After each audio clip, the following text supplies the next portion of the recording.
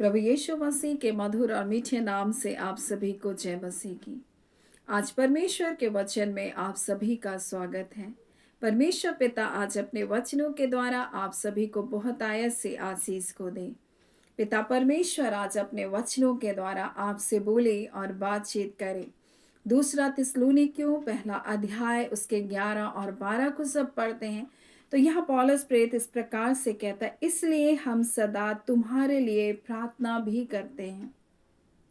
और आज हम जिस विषय को लिए हैं वो है एक दूसरे के लिए प्रार्थना करना। मेरे प्रिय, परमेश्वर का वचन हमें बड़ी स्पष्टता से बताता है कि हमें एक दूसरे के लिए प्रार्थना करना है। ये प्रार्थना जब हम एक दूसरे के लिए करते हैं, ये चंगाई, ये छुटकारा, ये आशीषों को लेकर आता है जब हम दूसरों के लिए प्रार्थना करते हैं। जब हम याकूब में पढ़ते हैं, याकूब उसके 5वां अध्याय और उसके जब हम 16 को पढ़ते हैं तो इस प्रकार से लिखा है, इसलिए तुम आपस में एक दूसरे के सामने अपने अपने पापों को मान लो, एक दूसरे के लिए प्रार्थना करो जिससे चंगे हो जाओ। मेरे प्रिय, परमेश्वर का वचन बड़ी स्पष्टता से बताता है कि एक दूसरे के लिए प्रार्थना करो जिससे तुम चंगे हो जाओ। धर्मी जन की प्रार्थना के प्रभाव से बहुत कुछ हो सकता है और पौलुस प्रेरित कहता है इसलिए, यानी इससे पहले कुछ बातें हैं।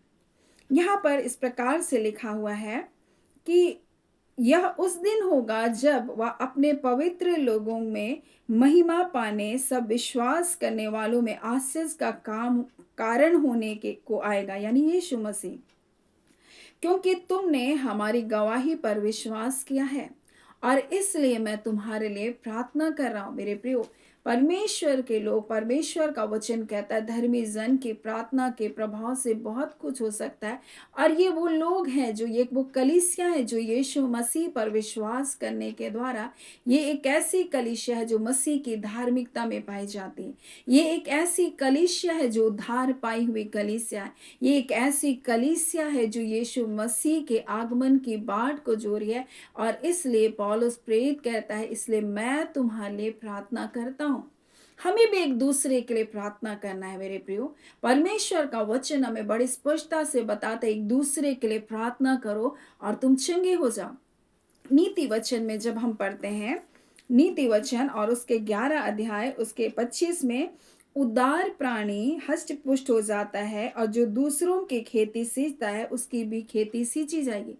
देखिए, क्या हम उदार मन के हैं या फिर हम सिर्फ अपने ही स्वार्थ के लिए, अपने परिवार के लिए, अपने ही लोगों तक हम सीमित हैं, सिर्फ अपने लिए ही प्रार्थना करते। परंतु जो उदार है, जो खुले दिल का है, जो लोगों की सहायता करना चाहता है, वो ना सिर्फ अपने लिए, अपने परिवार के लिए, लेकिन औरों के लिए वो प्रार्थना करेगा। कई बार हमारी प्रार्थनाएं सीमित हो जाती है अपने बाल बच्चे, अपने परिवार, अपने कुटुंब संबंधियों तक। लेकिन जब हम दूसरों के लिए भी वैसे ही बोझ को उठाते हैं, दूसरों की तकलीफ को अपनी तकलीफ के जैसा हम प्रार्थना करते हैं और उनके लिए जब हम चिंतित होते हैं, उनके लिए जब हम प्रार्थना करते हैं, प्रार्थना में हम उनके बोझ को जब उठाते हैं, मेरे प्रियो, परमेश्वर का वचन कहता है जो दूसरों की खेती को सींचता है उसकी भी सींची जाएगी। जब आप दूसरों के लिए प्रार्थना करते हैं, दूसरों के छुटकारे के लिए प्रार्थना करते हैं, दूसरे के उद्धार के लिए आप प्रार्थना करते हैं, परमेश्वर आपके जीवन में, आपके परिवार में उद्धार और छुटकारे को देगा। जब आप दूसरों के लिए आंसू को बहाते हैं, मेरे प्रियो, परमेश्वर आपको जय जयकार करने के लिए वो समय को लेकर आएगा। जब आप दूसरों के लिए, दूसरों के जीवनों के लिए, जब आप रात में जाग करके जब कोई प्रार्थना निवेदनों को देता, आप उनके लिए प्रार्थना करते हैं, परमेश्वर उन प्रार्थनाओं का प्रत्युत्तर आपके जीवन में देगा। उनके जीवन में तो करेगा करेगा, लेकिन आपके जीवन में भी इनाम को देगा। क्योंकि परमेश्वर का वचन बड़ा स्पष्ट है। वो कहता है जो उदार जो है, जो उदार व्यक्ति है, वो हष्टपुष्ट होगा। जो दूसरों की खेती को सींचता है, परमेश्वर का वचन कहता है उसकी भी खेती सींची जाएगी। परमेश्वर का वचन यहाँ इस प्रकार से कहता है, एक दूसरे के लिए प्रार्थना करो जिससे चंगे हो जाओ। मेरे प्रिय, जब एक दूसरे के लिए प्रार्थना करते हैं, आपके जीवन में क्या आप दूसरों के लिए प्रार्थना कर रहे हैं, आपको पता नहीं आपके रोग कब चले गए, आपकी पीड़ाएं कब चलेगी, आपकी तकलीफ कब हट गया, आपको पता भी नहीं चलेगा। ऐसे ही परमेश्वर चाहता है कि एक दूसरे के लिए प्रार्थना करें। यीशु मसीह जब अपने मृत्यु के समय में जब था, वो क्रूस पर जब बलिदान होने के लिए जा रहा था, गेत्सेमनी बाग में जब वो बहुत व्याकुल था और कहता मेरे प्राण भी निकलने पर है, मुझको ऐसा लग रहा है जैसे मेरे प्राण भी निकल जाएंगे। वो इतनी पीड़ाओं में था और एक उम्मीद कर रहा था अपने चेलों के साथ कि वो उसके लिए प्रार्थना करें। वो भी दूसरों की प्रार्थना के लिए वो चाहता था कि वो उसके लिए प्रार्थना करे। और वो पतरस से कहता है क्या तुम मेरे लिए एक घड़ी भी ना जाग सका? जागते रहो और प्रार्थना करो कि तुम परीक्षा में ना पड़ो। मेरे प्रिय, प्रार्थना करना हमारे जीवन में हमको कई परीक्षाओं से हमको क्या करता है? बचाता है। शैतान कई परीक्षाओं को, कई जाल और फंदों को हमारे जीवन में लाता है, जब हम यीशु मसीह का हम इनकार कर सकते हैं। हम यीशु मसीह से, उसके प्रेम से हम अलग हो सकते हैं। इसलिए हमें प्रार्थना करने की आवश्यकता है मेरे प्रियो। और यहाँ पौलुस प्रेरित कह रहा है मैं तुम्हारे लिए प्रार्थना करता हूँ, क्योंकि तुम यीशु मसीह को अपना उद्धारकर्ता स्वीकार किए हो। तुम वो कलीसिया हो जो परमेश्वर के उद्धार की योजना में शामिल हो। तुम वो कलीसिया हो जो यीशु के आगमन की बाट जोड़े। इसलिए मैं तुम्हारे लिए प्रार्थना करता हूं। और उसके प्रार्थना का उद्देश्य क्या है? उसका उद्देश्य है कि ये अपने जीवन का मूल्य को जाने। वो जाने कि परमेश्वर की बुलाहट क्या है, वो उस कीमत को जाने कि वो परमेश्वर के राज्य के लिए वो मूल्यवान लोग हैं मेरे प्रिय। और यही प्रार्थना वो वहां के लोगों के लिए, उस कलीसिया के लोगों के लिए करता है कि हमारा परमेश्वर तुम्हें इस बुलाहट के योग्य समझे। और लिखा है भलाई की हर एक इच्छा और विश्वास के हर एक काम को सामर्थ सहित पूरा करे। तुम्हारे जीवन में परमेश्वर अपने सामर्थ के कार्य को प्रकट करे। और यही प्रार्थना पौलुस प्रेरित उस कलीसिया के लिए कर रहा है। कई बार लोग परमेश्वर को सिर्फ एक विश्वासी के रूप में जानते हैं और जीवन भर उसी में रहते हैं। वो नहीं जानते उनकी बुलाहट क्या है, परमेश्वर ने किस उद्देश्य से उसको बुलाया है। वो बस कलीसिया जा रहे हैं, आ रहे हैं और बस नियम और कानूनों में अपने जीवन को जी रहे हैं, लेकिन कभी भी वो जान नहीं पाते कि उसके जीवन की बुलाहट क्या है। बहुत सारे लोग मसीह जीवन को इसी प्रकार से जी रहे हैं। वो नहीं जानते कि उनके जीवन के लिए परमेश्वर की क्या योजना। हर एक मनुष्य के लिए परमेश्वर के राज्य में एक बुलाहट है मेरे प्रिय। लेकिन अगर हम उस बुलाहट के प्रति जागरूक नहीं है तो हम ऐसे ही अपने जीवन को जिएंगे। इसलिए पौलुस प्रेरित कहता है मैं इसलिए तुम्हारे लिए प्रार्थना करता हूं कि तुम परमेश्वर में अपने बुलाहट को तुम समझ सको, तुम जान सको कि परमेश्वर ने तुम्हारे किन भले कार्य के लिए परमेश्वर ने तुमको चुना। तुम्हारे जीवन में विश्वास सामर्थ के साथ प्रकट हो। और वो इसलिए इन 3 विषय के लिए उनके जीवन के लिए प्रार्थना कराए। आज हमारे भी ये प्रार्थना होनी चाहिए मेरे प्रियो कि लोगों का जीवन परमेश्वर के बुलाहट को जान सके। परमेश्वर ने किस उद्देश्य से उनको रचा, उनको बनाया, वो जान सके। उनका जीवन परमेश्वर की महिमा के लिए और किस प्रकार से वो परमेश्वर को महिमा दे। केवल हम इसलिए पृथ्वी भी नहीं आए मेरे प्रियो कि हमारा बस हम बड़े हों, हमारा विवाह हो, हमारी नौकरी अच्छी हो जाए, हमारा शादी हो जाए, हम अच्छे घर बना लें, हमारे बाल बच्चे हो। क्या ये केवल उद्देश्य नहीं? परमेश्वर ने हमें अपने मकसद के लिए, अपनी इच्छा में किस के लिए हमको उत्पन्न किया है मेरे प्रियो। अपनी महिमा के लिए परमेश्वर ने हमको रचा और बनाया है। क्या हमारे जीवन से परमेश्वर को महिमा मिल रही है? क्या हमारे कार्य के द्वारा परमेश्वर को महिमा मिल रही है? क्या हमारे दिनचर्या से परमेश्वर को महिमा मिल रही है? क्या हमारे जीवन से परमेश्वर को महिमा मिल रही है? इन बातों को जानना आवश्यक है। हमें अपने बुलाहट के बारे में जानना आवश्यक है। हो सकता है परमेश्वर ने आपको कोई दान और वरदान दिया, उस दान और वरदान को आप परमेश्वर के राज्य के लिए इस्तेमाल कर सके। हो सकता है परमेश्वर ने आपको अच्छा बिजनेसमैन बनाया, आप उन धनों के द्वारा परमेश्वर के राज्य में उन सेवा के कार्य के लिए आप दे सकते हैं। हो सकता है परमेश्वर ने आपको बहुत अच्छा स्वर दिया, आप उन स्वर के द्वारा परमेश्वर की स्तुति कर सकते हैं। हो सकता है आप बहुत अच्छा सेवा करने वाले हैं, उससे आप दीन दुखियों की आप सेवा कर सकते हैं। आपको अच्छा भोजन बनाने का परमेश्वर ने अनुग्रह दिया है, तो आप उस भोजन को अच्छा बना करके आप लोगों की सेवा कर सकते हैं, पहनाई कर सकते हैं, परमेश्वर के लोगों की सेवा कर सकते हैं। देखिए अब्राहम किस प्रकार से उन सरदूतों की सेवा किया, पहनाई किया, और पहनाई करने के कारण परमेश्वर उनको उन भेद को उसके जीवन में खोला कि वो किस प्रकार से सादोम और आमोरा को नाश करने वाला है। परमेश्वर के दूतों के पहनाई के कारण किस प्रकार से वो सारा को वो आशीष दे कर गया। अब देखिए मेरे प्रियो किस प्रकार से पहनाई हमारे जीवन में आशीष को लेकर आता है। हमारी आराधना परमेश्वर की महिमा न जाने कैसे बंधनों को तोड़ देती है। जब हम देखते हैं दाऊद, जब वो वाद्य यंत्र को बजा रहा था, वो दुष्ट आत्मा जो साउल को सता रहे थे, दुष्ट आत्मा उससे निकल गया। मेरे प्रियो, परमेश्वर हमें कई दान और कई वरदानों को हमारे जीवन के लिए दिया। क्या हम उन वरदानों को परमेश्वर के राज्य के लिए इस्तेमाल करें? हर एक अच्छा गाना नहीं गा सकता है, हर एक के पास इतना नहीं है कि वो कुछ ऐसे कार्य को कर सकता है, लेकिन जिसको जो कुछ परमेश्वर ने दिया उसके द्वारा वो परमेश्वर की महिमा कर सकता है। अपनी बुलाहट को पहचाने, और यही प्रार्थना वो थिस्सलुनीकियों की कलीसिया के लिए कर रहा है कि वो बुलाहट को समझे, परमेश्वर की योजना को जान सके, और परमेश्वर उनके जीवन, उनके विश्वास को सामर्थ के द्वारा प्रकट करे। हमारे जीवन में परमेश्वर अपने सामर्थ को प्रकट करना चाहता है। हम जो विश्वास करने वाले, हमें हमारे कार्यों के द्वारा परमेश्वर अपनी सामर्थ को प्रकट करना चाहता है।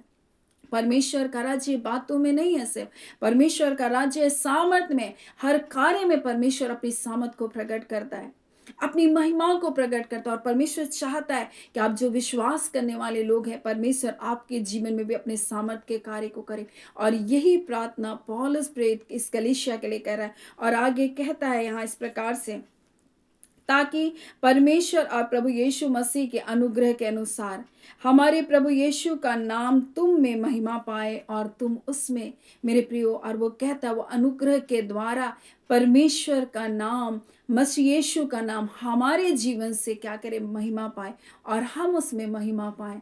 और यही बात यीशु मसीह विश्वासियों के लिए जब प्रार्थना कर रहा है तो कहता है, पिता जैसे मैं आप में हूँ वो हम में हो, और वो महिमा जो तूने मुझे दी वो महिमा में वो भी शामिल हो, मेरे प्रिय। और यही बात हमें बताया गया कि हम यीशु मसीह के द्वारा हम अनुग्रह किए गए लोग हो हैं, मेरे प्रिय। हम पर अनुग्रह किया गया, हम पर दया किया गया है। और इसलिए मेरे प्रियो, आज परमेश्वर की महिमा हमारे जीवन से होनी चाहिए, हमारे जीवन से उसका नाम ऊंचा होना चाहिए। और इसलिए यहाँ इस प्रकार से लिखा है, ताकि हमारे परमेश्वर और प्रभु यीशु मसीह के अनुग्रह के अनुसार हमारे प्रभु यीशु का नाम तुम में महिमा पाए और तुम उसमें, मेरे प्रियो। आज परमेश्वर यही तो हमारे जीवन से चाहता है। क्या हमारे जीवन से परमेश्वर को महिमा मिल रही है? मेरे प्रियो, जब यीशु मसीह एक गधे के बच्चे के ऊपर जब सवार था, वहां पर हम देखते कैसे लोग होसन्ना और जय जयकार के नारे लगा रहे थे। वो गधी का बच्चा जिसको आज तक शायद लोगों ने दुत्कारा, वो क्या कर रहा है? वो सोच रहा, आज मुझको, मेरे सामने लोग इतना स्वागत क्यों कर रहे हैं? मेरे प्रिय, जब हमारे जीवन से परमेश्वर हमारे जीवन में होता है, उसकी तो महिमा होती है मेरे प्रियो। परमेश्वर भी अपनी महिमा को हमारे जीवन में प्रकट करता है। हम नकारे, हम तुच्छ लोगों को परमेश्वर अपनी महिमा से परिपूर्ण करता है। हम उस योग्य भी नहीं होते, फिर भी परमेश्वर हमको चुना। हम जगत में निर्बुद्धियों के समान थे, निर्बल थे, मूर्ख थे, हमारे संसार में कोई पहचान नहीं थी, परंतु मसीह यीशु आकर अपनी पहचान में हमको लेकर आया। आज जब हम परमेश्वर के संतान हैं मेरे प्रियो, क्या हम बुलाहट की आशा, बुलाहट क्या है हमारे जीवन के, हम इस बात को जान रहे हैं? हम जान रहे हैं क्या मेरे प्रियो कि परमेश्वर हमारे जीवन को किस लिए रचा और बनाया है? आज परमेश्वर चाहता है कि हम अपनी बुलाहट को जाने और हमारे जीवन से परमेश्वर को महिमा मिले, ताकि परमेश्वर हमारे जीवन में भी अपनी सामर्थ को, अपनी महिमा को प्रकट कर सके। सो मेरे प्रियो, परमेश्वर इस वचन के द्वारा आप सभी के जीवन को बहुत ऐसे आशीष को दे। आमीन। आइए हम प्रार्थना करेंगे। धन्यवाद देते जीवते सच्चे सामर्थ्य पिता परमेश्वर, प्रभु यीशु के नाम से अब आपके पास आते हैं। सचमुच पिता परमेश्वर, आप चाहते हैं परमेश्वर की लोग आपकी बुलाहट में परमेश्वर अपने जीवन को जिए, आपकी बुलाहट को पहचाने और विश्वास के द्वारा सामर्थ के कार्य आपके बच्चों के जीवन में प्रकट हो, जिससे पिता आपकी महिमा उनके जीवन में भी प्रकट हो पिता। हाँ पिता, आपका राज्य उनके जीवन में भी आए पिता परमेश्वर। हाँ पिता, क्योंकि आपका राज्य बातों में नहीं पिता, आपका राज्य खाना पीना नहीं, परंतु पवित्र आत्मा की सामर्थ में है पिता परमेश्वर। आज उसी सामर्थ में पिता अपने लोगों को जीवन को जीने के लिए आप बुलाए पिता। हाँ खुदान परमेश्वर, जो निर्बल अंग परमेश्वर जो कार्य नहीं कर सकते हैं, हाँ पिता, जो दुर्बलताओं के कारण मनुष्य उन पापों से नहीं निकल सकता है, परंतु पवित्र आत्मा आपकी सामर्थ के द्वारा प्रभु हर दुर्बलताओं के ऊपर आप जय को देने वाले परमेश्वर है। हर एक अंधकार से निकाल बाहर करने वाले परमेश्वर आप हैं। ऐ खुदान परमेश्वर, जितने अशुद्धता पवित्रता के बंधनों में बंधे हैं पिता, आज यीशु के नाम से प्रभु जी आपकी पवित्र आत्मा की सामर्थ के द्वारा उन बंधनों से वह आजाद हो प्रभु जी। हाँ पिता, जितने पिता परमेश्वर रोग दुख बीमारी में, तकलीफों में, संकट में, प्रभु क्लेशों में, परमेश्वर यीशु के नाम से वो आजाद हो, यीशु के नाम से वो चंगाई को पाए। और जितने लोग परमेश्वर, हाँ पिता परमेश्वर, कर्ज के दासत्व के बंधन में बंधे, यीशु नासरी के नाम से वो बंधन टूटे। खुदान परमेश्वर, जितने लोग परमेश्वर पिता, हाँ पिता अपने जीवन के लिए चिंतित है परमेश्वर, अपने भविष्य के लिए चिंतित है पिता, आप उनके लिए परमेश्वर प्रभु जी, हाँ पिता रास्ते को बनाने वाले परमेश्वर हैं। जहाँ रास्ता नहीं भी है वहां भी रास्ते को बनाने वाले परमेश्वर तो आप ही हैं पिता। हम धन्यवाद देते हैं, आपके लिए कोई कार्य असंभव नहीं है प्रभु जी। हाँ पिता परमेश्वर प्रभु जी, मनुष्य के लिए असंभव हो सकता है प्रभु जी, परंतु आपके लिए पिता परमेश्वर कोई कार्य प्रभु जी असंभव नहीं। आप सब कुछ संभव करने वाले परमेश्वर हैं। और इसी घड़ी प्रभु जी, जितने अपनी समस्याओं को लेकर पिता परमेश्वर आपके पास आए, प्रभु आप उनके लिए रास्ते को निकाल रहे हैं। आप एक बड़ी विजय को दे रहे हैं पिता, आपके बच्चों के लिए प्रभु जी। घोर अंधकार के बीच में परमेश्वर ज्योति उदय होता है प्रभु, घोर अंधकार के बीच में परमेश्वर प्रभु जी अपने तेज को प्रकट कर रहे हैं पिता। आपका धन्यवाद देते हैं। सामर्थी खुदान परमेश्वर जीवित जिंदा जलाली मेरे पिता, आप एक एक प्रियजनों को आपके पिता हम आपके हाथों में सौंपते, हर एक आपकी सुरक्षा के बारे में पाया जाए। अंधकार की कोई शक्ति, दुष्ट की कोई भी युक्ति और योजना आपके बच्चों के ऊपर सफल ना होने पाए पिता। आपके वचन में लिखा है, युद्ध के बनाए गए कोई भी हथियार तुझ पर सफल नहीं होंगे। हाँ पिता परमेश्वर, आपके बच्चों से युद्ध तो करेंगे, परंतु प्रभु आपका वचन कहता है प्रभु तू उससे जीत जाएगा। हाँ खुदान, युद्ध के बनाए कोई भी हथियार आपके बच्चों के विरुद्ध में सफल नहीं हो सकता। हाँ पिता, आप अपने बच्चों को दुष्टों की युक्ति से, उनके जाल और फंदों से बचाए रखें। आपका सामर्थी पवित्र लहू आपके प्रिय जनों को ढांप कर रखे पिता। हम आपका धन्यवाद देते, एक एक जनों के ऊपर आपकी कुशलता, आपका कल्याण, आपकी सुरक्षा की हम घोषणा करते यीशु के नाम से। जिन गाड़ी वाहनों में जाते और आते हैं, जिन पिता परमेश्वर, जिन बातों में वो यात्रा में होते हैं प्रभु, जिन भी हाँ पिता परमेश्वर यातायात के साधनों में जाते हैं प्रभु, जिस जगह में भी जाते हैं, उन जगहों तक जाने और आने में परमेश्वर आपकी अद्भुत सुरक्षा हो। उन वाहनों पर प्रभु जी आपकी सुरक्षा का बड़ा हो पिता परमेश्वर। और जहाँ कहीं आपके बच्चे जाते आते हैं, आपके दूत स्वरदूत उनको छावनी के लिए चलने पाए। खुदान परमेश्वर, अपने पवित्र लहू में सिर से लेकर पैर की नख तक अपने लहू से अपने लोगों को ढांप लीजिए। खुदान परमेश्वर पिता, हम आपको सारी आदर महिमा देते हैं, आपका धन्यवाद देते हैं एक बड़ी विजय को देने के लिए, अद्भुत छुटकारे को कार्य को करने के लिए प्रभु धन्यवाद। आपने सुरक्षा की प्रतिज्ञा की है, आप सुरक्षा को देंगे पिता, आप भलाई को देने की प्रतिज्ञा की है पिता। अपनी भलाइयों से तृप्त करने वाले परमेश्वर आप हैं। निश्चय भलाई और करुणा आपके बच्चों के जीवन भर साथ साथ बनी रहेगी। हाँ पिता परमेश्वर, और आपके बच्चे आपके धाम में निरंतर बने रहेंगे। हाँ पिता, कोई बुराई परमेश्वर आपकी उपस्थिति से उनको दूर नहीं कर सकती। हम आपका धन्यवाद देते हैं। धन्यवाद पिता, आपने प्रार्थना सुना, प्रार्थना हम यीशु के नाम से मांगते हैं। दया सुने, अनुग्रह से ग्रहण कर लीजिएगा। आमीन। परमेश्वर पिता आप सभी को बहुत आयत से आशीष को दे। आमीन।